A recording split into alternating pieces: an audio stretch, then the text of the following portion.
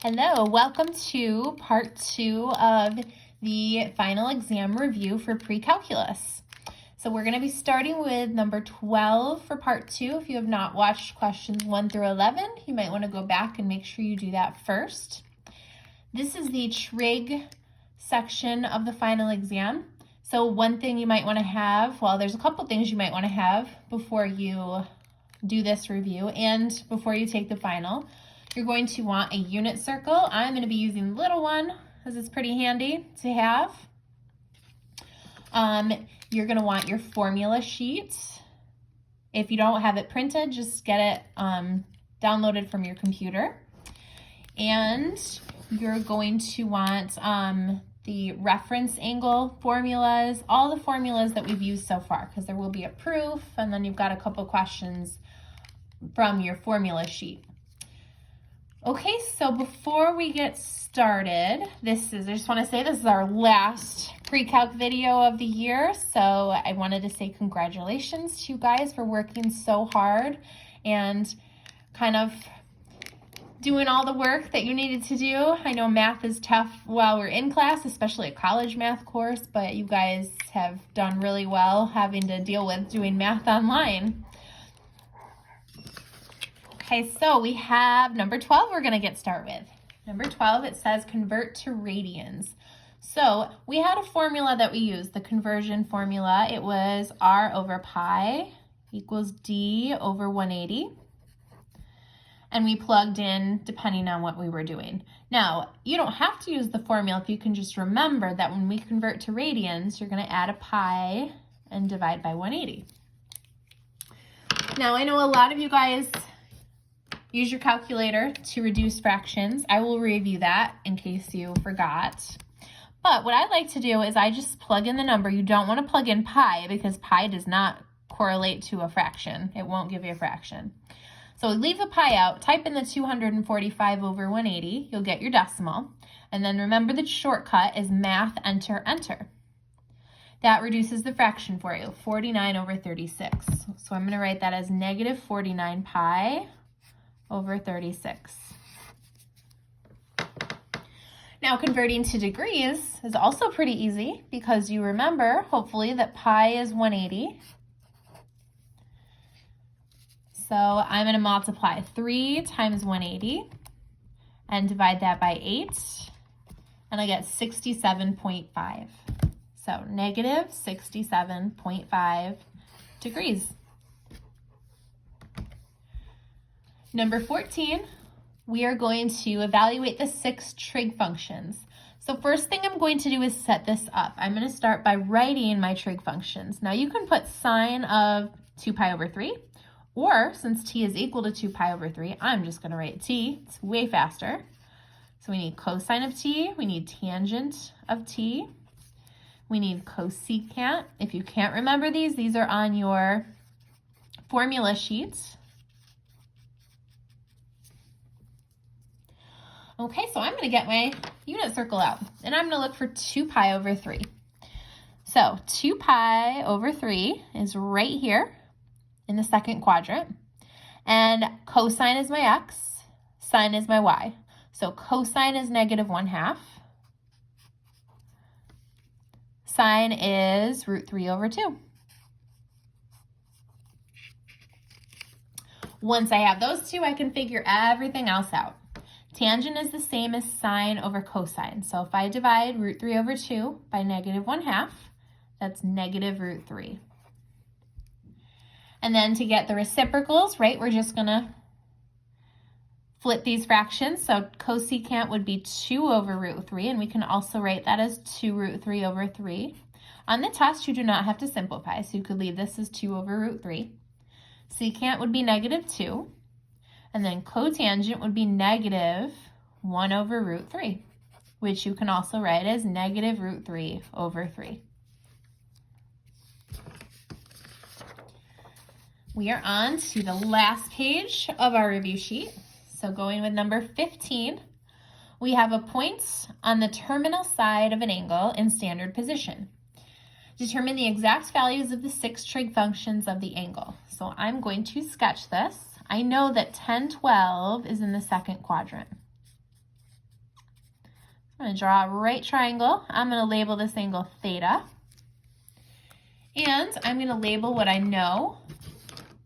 So I know two sides, right? I have to go to the right 10 and then up 12 to get to this point over here. Now to figure out the third side, I'm going to use the Pythagorean theorem. So I've got 10 squared plus 12 squared equals c squared. 100 plus 144 equals c squared. So that's 244. So c equals the square root of 244. So one common mistake that people make is they get a decimal. Since we're going to be writing fractions, we don't want a decimal because remember, one rule in math is we can't have a decimal and a fraction. So it's just got to be one. So, and it says exact, right? I think, yep, it says right here, it says exact, which means we want a fraction and not a decimal. A decimal is always approximate. So I'm going to start by listing my trig functions. I always do that first just so I don't forget one.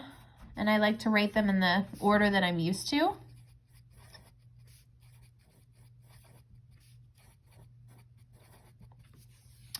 Okay, so starting with sine. Sine would be opposite over hypotenuse, and you do not have to simplify these. So I'm going to leave this as 12 over root 244. Cosine is adjacent over hypotenuse, so 10 over root 244. Tangent, now I can use sine over cosine, or I can use the fact that tangent is opposite over adjacent, so that gives me 12 over 10. Now I'm going to do the reciprocals, so I'm just going to flip these, so root 244 over 12 for cosecant, root 244 over 10 for secant, and 10 over 12 for cotangent.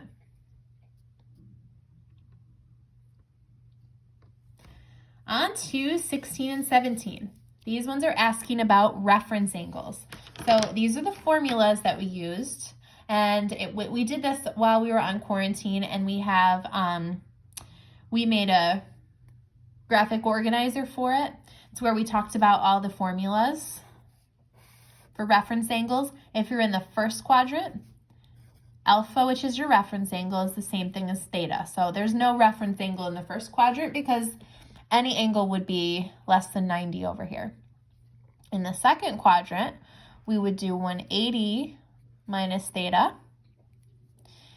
In the third quadrant,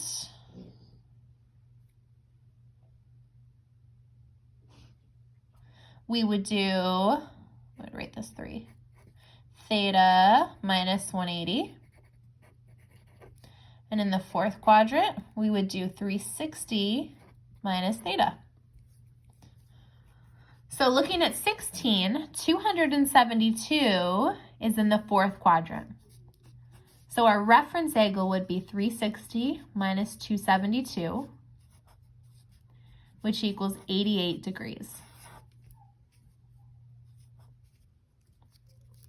Now 17 is a negative angle. What I like to do is just make it positive so I don't have to worry about the fact that it's negative and try to figure it out from there. So I just add 360 to it. If I add a complete circle, I'm basically just finding a coterminal angle, and that gives me 169 degrees. So 169 degrees is in the second quadrant. So the formula would be 180 minus 169. And that gives me 11 degrees.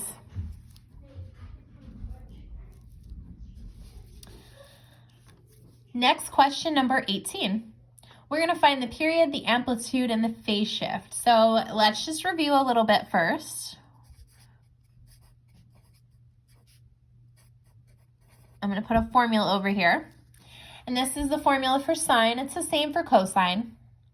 So the number in front, switch colors here. The number in front is our amplitude. The period formula is 360 over k, or you can use 2 pi if we're in radians over k. And then we have the phase shift formula, which is negative c over k, and that tells how far the graph has moved left or right. So if I label this formula here, I can label this A, this is K, and then negative pi over 2 is C. So my amplitude would be 3/2. My period would be 360 over 2, so 180, or we can call it pi. And then the phase shift, I'm going to abbreviate it, negative C over K. So negative pi over 2, which is C, over K, which is 2. So simplifying this, I've got two negatives, so we've got a positive. Pi over 2 divided by 2 is pi over 4. That means we're shifting to the right pi over 4, or 45 degrees. Number 19, we have a proof.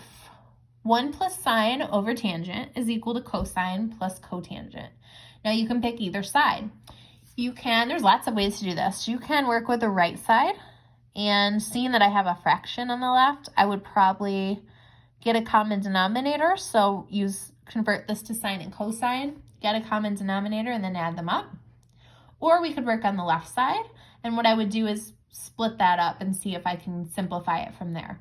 So I'm actually going to start on the left side. If you did the right side, or if you do a different way when you tried this, that's okay, as long as you did something correct and it works out. With a proof, there's lots of ways to do them. So I'm going to split up the left side. I'm going to write this as 1 over tangent plus sine over tangent. So now I've got two terms just like the right side. Now I know 1 over tangent, is cotangent. So that's good, because now it matches this one. And I can kind of simplify this. Well, it's going to look a little bit messy before it gets simplified, but I don't know that tangent is sine over cosine. One trick, remember, for proofs is that you can try converting everything to sine and cosine. Now, if I multiply the top and bottom by the reciprocal, which is cosine over sine, these cancel, these signs cancel, and I have cosine left. And if I just reorder it, I can put cosine first, and then cotangent, which now perfectly matches the right side.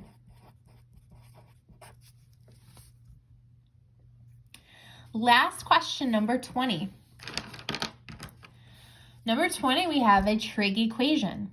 So I'm going to first solve for the trig function, which is the cosine. So that means I'm going to move everything else over to the other side.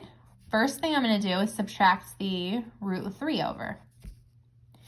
Then I'm going to divide by 2.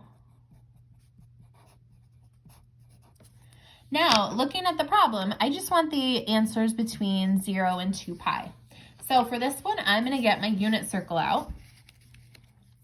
I'm looking for all of the times where cosine, which is our x value, is equal to negative root 3 over 2. So I've got two spots where that happens. Right here at 5 pi over 6, and right here at 7 pi over 6. So for this one, x could equal 5 pi over 6 or 7 pi over 6. Now, if you didn't have that 0 to 2 pi there, remember we would add the 2 pi on after both of these, because that would then represent all of the different possibilities that you could get for x. So that concludes our final review. Again, if there's any questions that you have, make sure you just go back and rewatch the video, or just let me know if you have any questions. During our online meeting, if you can make it, we will be doing some extra problems on the ones that you want extra help with.